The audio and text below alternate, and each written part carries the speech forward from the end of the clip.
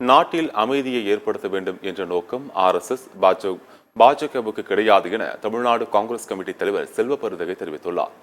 மக்களவை எதிர்க்கட்சித் தலைவர் ராகுல் காந்திக்கு எதிராக வெறுப்பு அரசியல் பொய் பிரச்சாரம் செய்வதாக பாஜகவை கண்டிக்கும் வகையில் தேசிய விழிப்புணர்வு நடைபயணம் சென்னை அண்ணா சாலையில் உள்ள காமராஜர் சிலையிலிருந்து எழும்பூர் அருங்காட்சியகத்தில் அமைந்துள்ள தேசபிதா மகாத்மா காந்தியடிகள் சிலை வரை நடைபெற்றது. இந்த நடைபயணத்தில் செல்வ பெருந்தகை உள்ளிட்ட காங்கிரஸ் நிர்வாகிகள் கலந்து கொண்டனர். அப்போது பேசிய செல்வ பெருந்தகை, காங்கிரஸ் MP ராகுல் காந்திக்கு எதிராக பேசினால் நாடு தழுவிய போராட்டத்தை காங்கிரசார் தரப்பில் முன்னெடுப்போம் என எச்சரித்தார்.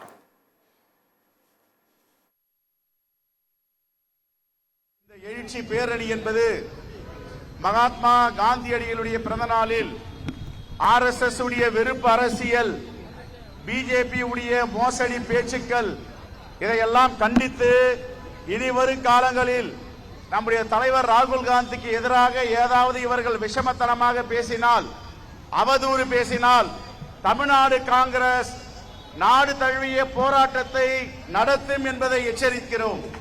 இனிவரும் காலங்களில் RSSம் BJPயும் எங்களுடைய தலைவர் ராகுல் காந்தியை பற்றி பேசினால் அந்த தலைவர்களை வீடுகளிலே சிறை வைக்கும் போராட்டத்தை நாங்கள் நடத்துவோம்.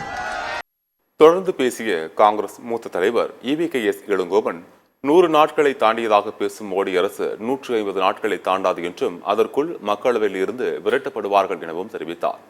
கோட்சேவுக்கு மாலை மரியாதை செய்பவர்கள் எல்லாம் காந்தியை பற்றி பேசுகிறார்கள் எனவும் அவர் கூறினார்.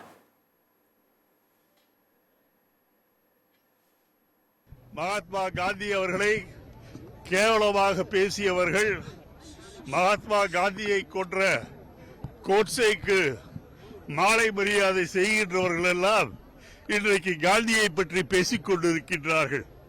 அவர்களுடைய இந்த பொய் உரைகள் எல்லாம் தீர்வதற்கு வெகு நாட்கள் இல்லை. 100 நாட்களை முடித்து விட்டோம் என்று மோடி சொல்கின்றார். ஆனால் மோடிக்கு நாங்கள் சொல்லிக் கொள்வதெல்லாம் 100 நாள் தாண்டிய நீங்கள் 150 நாள் தாண்ட முடியாது. அதற்குள் நீங்கள் பாராளுமன்றத்திலிருந்து துரத்தப்படுவீர்கள் என்று இந்த நாளிலே சொல்லிக்கொள்ள விரும்புகிறேன். மகாத்மா காந்தி அவர்களை கேவலமாக பேசியவர்கள்